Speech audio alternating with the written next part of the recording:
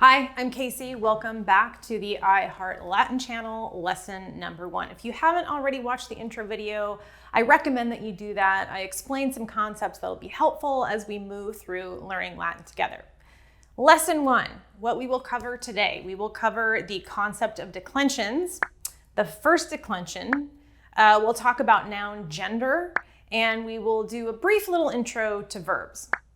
So let's start with what is a declension. This is something that we don't really have in English, so it's kind of a new idea that we have to embrace to learn Latin.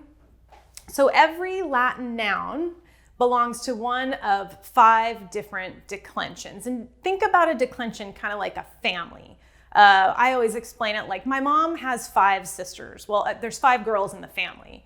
They're all sisters, they're all part of the same family, but they all married different people. And so they all have different last names. And that's kind of like the idea of a declension. So all still sisters, all part of the same family, different last names. So every Latin noun will belong to one of 5 different families, either the first declension, the second declension, the third declension, the fourth declension, or the fifth declension. And that is fixed, it never changes. So if a noun belongs to the first declension, it always belongs to the first declension. I have a handy sheet of my declension chart. You can find a link in the description. If you want to print this out, I will be referring to it, and it'll just make things easier as we kind of move through this together. So let's look at some nouns that belong to the first declension. Whatever curriculum you're using, you can find a pronunciation guide, or you can find YouTube videos that tell you how to pronounce the different vowel sounds and consonant sounds. So I'm not going to go through that right now. But let's just look at these nouns that I have up here on the board. So you'll see the first one, nauta, nautai, which means sailor. The second one, porta, portai, which means gate. And the third one, villa, villi, which means house. Any noun whose genitive singular, the second form, ends in an AE, belongs to the first declension. So when a Latin noun is presented to you, you'll always see 2 forms. They'll give you 2 different versions. The first one, nauta, is what we would call the nominative singular. The second one, nautai, is what we would call the genitive singular. What do I mean when I say that? This kind of goes back to the idea that nouns can play different roles in sentences. So in Latin, there are what we call 5 cases. And if you look down here, I have the cases written down. So there is the nominative case. That's when a noun is performing the job of the subject. The genitive case, which in English we would call the possessive. We would call it a possessive noun adjective, like Mary's books or Joe's socks. That's a possessive noun adjective. So that's its own separate case in Latin. The dative, which is the indirect object, the accusative, which is the direct object, and the ablative, which is the object of the preposition. So these are the 5 main roles that a noun can play in a sentence in Latin. So when we talk about cases, this is what we're talking about, these different cases, these different jobs. And when you see a Latin noun presented, you'll see the nominative singular and the genitive singular. And that's really important because remember, I explained in the intro video that the ending of the words change based on the role that it's playing in the sentence. So you need to know both of these forms in order to find what we call the stem. So as you're learning to read and translate, you're going to also be learning how to identify the roles that the nouns are playing in the sentence. And you need to be able to find what we call the stem in order to translate the right form of the word. So the way that you find the stem, and this is true for all declensions, but right now we're just talking about the first declension, is you look at the genitive singular, so that's going to be the second form, not the first, the second form, and you're going to drop the AE. So you would drop the AE, and that would give you your stem, which would be NAUT. So this is kind of the base, the stem, that you're going to put the correct form of the word onto. So that's how you find a stem. So let's look at our declension chart. And I want you to look at just the red box right now. Don't pay attention to anything else. But if you look at just the red box, you'll see a couple of different things. So here we have our cases on the left-hand side, nominative, genitive, dative, accusative, and ablative. And here we have our number. So when we're thinking about Latin nouns, you need to remember the acronym GNC. That stands for gender, number, and case. So we talked about case. Number is it singular or is it plural? It's the same as in English. So we have our singular options and we have our plural options here. And then gender we'll talk about in just a minute. But right now let's look at our options. So for a noun in the first declension, you can see there are 10 different possible endings that noun might have depending on the role that it's playing in the sentence and how many of the thing we're talking about, right? Is it just one or is it more than one? So you'll see the possible endings are I, ah. And then in the second column for the plural, I, is, is. So depending on what role your noun is playing in the sentence and how many of that thing we're talking about, you're going to pick one of these 10 endings to put onto your stem, if we're talking about the word sailor, N-A-U-T. Okay, gender. So the last thing we have to think about when we're thinking about Latin nouns is the idea of gender. And in English, we have some nouns that are gendered, but it's not really a thing. It's not really a thing we do in English. We tend to refer to, Mother Earth or Father Time or ships. Sometimes we refer to with feminine pronouns.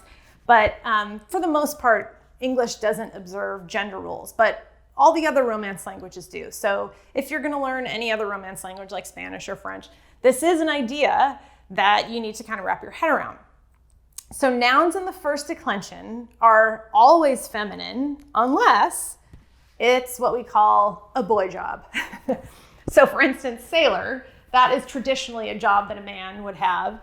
And so even though this word is in the first declension and should be feminine, it's masculine. And so those are the three things that you need to keep in mind when we're talking about Latin nouns. It becomes more important kind of down the road when we start getting into things like adjectives. But for now, just keep in mind GNC, gender, number, case.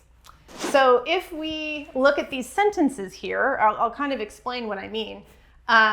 Let's look at this first one. The sailor sees the gate. So in this sentence, and I will kind of explain this further as we get further into our journey together here. But if you have printed out my little question ID cheat sheet and you don't know how to identify what role a noun or any word is playing in a sentence, this is kind of a helpful thing to have. If you don't have this, there's a link in the description for this as well. You can print it out and just keep it handy. So as I go through this first sentence, if I want to find the subject, you'll see the first line here. If you want to find the subject, you ask, who or what is this sentence about? And in this particular case, it's about the sailor. So the sailor is my subject. And in Latin, if I look at my 5 cases here, the case is called the nominative case. So my subject is the nominative case. And is there one sailor or more than one sailor? There's only one sailor right now. So this is singular, right? And then what's the last thing? Gender, number, case. Is sailor masculine, feminine, or there's another option, neuter? Well, we know it's masculine, right? Okay, so now if I want to find the verb, my second question, I ask, what is the subject doing or being? So what's he doing? He's seeing, right? So here's my verb. If I want to find a direct object, what's the thing I would ask? Subject, verb, so I just plug that in. The sailor sees, and then I ask the question, who or what? The sailor sees the gate. So this is my direct object. And if I look at my cases over here, what case is the direct object? It's the accusative case. So this is my accusative. Is it singular or plural? There's only one gate I'm talking about, right? So it's singular. And is gate masculine, feminine, or neuter? Well, if I look over here, the word for gate is in the first declension. And if I want to find the stem, I'll do the same thing. I'll drop the AE, and so my stem for gate becomes port. So this is feminine. And I'll get into a little more detail about how exactly to walk through this step by step. Okay, so great. So I figured out the roles that the words are playing in the sentence. What about the word the? What am I going to do with these two thes? Well, in Latin, they don't have the word the, if you can believe that. They don't have what we would call in English limiting article adjectives.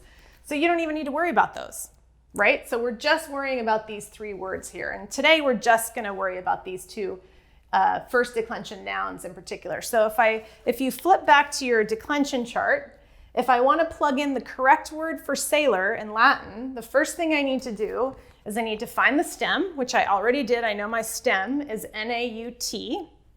And then I need to put the correct ending on it.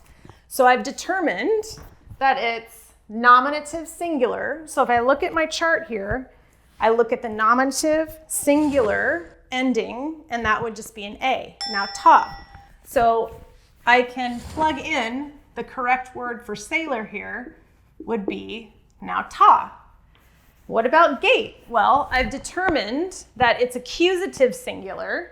So I'm going to look at my chart and I'm going to go down to the accusative column and I'm going to look at the accusative singular. So that ending would be an AM. So I know that my stem is port, P-O-R-T. So what I'm going to do is I'm going to put the correct ending, the accusative singular ending, on my stem, and so that's how it would look. So we're not going to worry about the other words right now, but this is the correct form of these first declension nouns. Hopefully everybody can follow along with that. So if we look at the second sentence, the house's gate was opened by the sailor. This one's a little more complicated. Who or what, if we go back to our question ID chart, who or what is this sentence about? We might be tempted to say it's about the houses, right? Because that's the first word that comes in the sentence, but the house isn't the one being opened. It's the gate. The gate is the one being opened. So this is actually my subject. And we know that in Latin, that is my nominative case. I'm just talking about one gate, so it's singular. I know that gate is feminine. And this is my verb form, right? This is kind of complicated. We'll get into these complicated verb forms later. But what is the gate doing or being? Well, it's being open. So in English, we use helping verbs. Like I said, we'll get into verbs more later. They're always the most complicated part of any language. And then do I have a direct object? Can I say the gate was opened who or what? No, there's no direct object. But there are some more words here. So again, we'll get into this more later. I happen to know that this word by is a preposition. And in English, if I have a preposition, it'll always be followed by the object of the preposition. And so this is my object of the preposition here. And if I look at my cases over here, ablative is my object of the preposition case. So this is ablative here. That's my case. Is it singular or plural? It's singular. Masculine, feminine, or neuter? Well, it's a boy job, so it's masculine. And then let's see, what about the word houses? Well, if you look at the very last question on my question IDs, if it answers the question whose, then it's possessive. So this is my possessive case, which is in Latin, we call that the genitive. And this is singular. And we know it's a first declension noun, so it's feminine. So again, if I want to put the correct form of those words in, the first thing I would do is I would look, okay, so I have determined that this is a genitive singular noun. I look over here, how do I find my stem? I drop the AE, so my stem would be VILL, and then I look on my declension chart. My genitive singular ending is AE. So what I would do is I would write my stem and then put the correct ending on, which would be will I.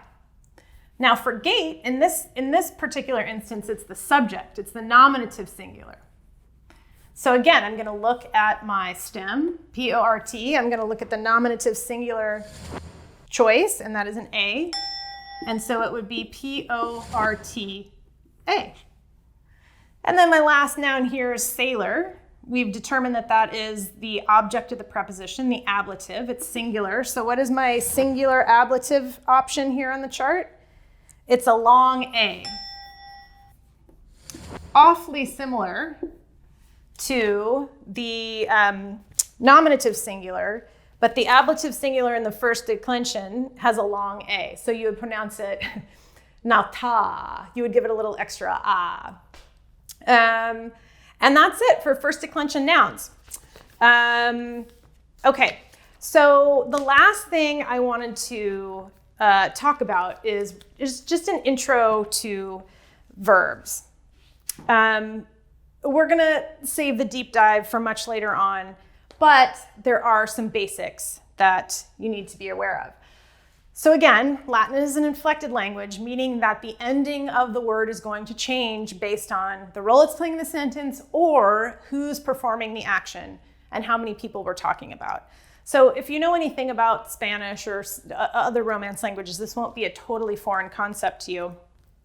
The idea of different endings based on who is performing the action. So you have first person singular, the ending, we're talking about verbs now, not nouns. First person singular, the ending would be O, it's usually an O, sometimes it's an M. Second person singular S, third person singular T. First person plural, M-U-S, mus. Second person plural, T-I-S, tis. Third person plural, N-T, int. So when you see a Latin verb, you are going to see 4 different forms of it. This means pray. So verbs, like nouns, belong to one of 4 conjugations. So nouns belong to declensions, verbs belong to conjugations.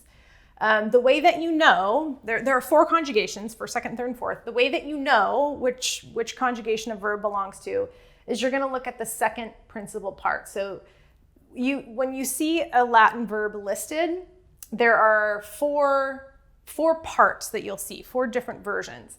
The first one is just the first person present tense singular. So I pray. This is your infinitive, meaning to pray. This is the first person perfect, meaning past tense. So I prayed. And then this is a participle, which we'll get into later. I don't want to bog everybody down. But much like nouns, the way that you know which conjugation a verb belongs to is you look at the second principal part, and if it ends in ARE, it belongs to the first conjugation. And much like nouns, you need to find the stem in order to put the right form on the end. Remember that Latin is an inflected language. So to find the stem of a verb, you're going to drop the ARE, and that gives you your stem. So for this word in particular, pray, the stem would be OR, and then you're going to put your proper form on. So for instance, if I wanted to say I pray, it would be oro. If I wanted to say you pray, second person singular, well, this gets a little funky now, right? Because if I say ORS, it doesn't sound very pretty, right? Ors. So we do have to put in what's called a conjugating vowel. I'm not going to get too much into this, but just know for the first conjugation, it's an A. So we're just going to leave it there. I'll explain more later, but you need to put a conjugating vowel back in for all of these other forms, with the exception of the first person singular. So it would be, you pray oras, he, she, or it prays orat, we pray oramus, you all, plural, pray oratis, and they pray orant. So that's how verbs work. And again, we'll get into much more later on down the road. But hopefully that gives you just a little bit of an idea about how to conjugate verbs while you're kind of working through also learning how to decline nouns. So as you're memorizing the verbs, just remember oro, orare, oravi, oratus. Remember all 4 of those parts. You'll need them down the road. One thing I highly recommend is making flashcards. I will show you. This is an example of the flashcards that I have used for years. So for nouns, what I do is, if a noun belongs to the first declension, I'll put the ending in red. If it belongs to the second declension, I'll put the ending in blue. The third, green, fourth, brown, the fifth, purple. All those colors correspond with the declension chart in the link below. I have just color-coded things. I'm kind of a visual learner, so that just helps me remember when I see the word, which declension it belongs to. So on the front, I have the nominative singular and the genitive singular, and on the back, I have the definition, which is gate. I have some English derivatives like portal, port, opportunity. So that kind of helps me remember. And then down here at the bottom, I have first declension, feminine. So remember, when you're memorizing nouns, you also need to memorize not just which declension they belong to, but also if they're masculine or feminine. So Maria, Mariai, that's pretty obvious. Again, here's my word for sailor, nauta, nautai. Now you can see that when I get to my verbs, I do the same thing. So this is the word for praise. So I have laudo, laudare, laudavi, laudatus. I have all 4 principal parts, and you can see that I put the second principal part, I put the ending are in red to remind me that it belongs to the first conjugation. And I know that this is the thing I need to drop in order to find my stem, which for this word in particular would be L-A-U-D, loud. So right here you can see I have an example of oro, orare, oravi, oratus. And on the back, I have the definition, which is pray. And then I have the first conjugation and whether it is transitive or intransitive. Okay, that wraps up lesson number 1. That was a lot of material. Thank you for hanging in there with me. Don't forget to hit the like and subscribe buttons. That helps me out a lot. Hit the bell. You will know when a new episode is coming. Thank you for watching the iHeart Latin channel. If you have a question, leave it in the comments section below. I will get back to you as soon as humanly possible, and I hope to see you in lesson 2.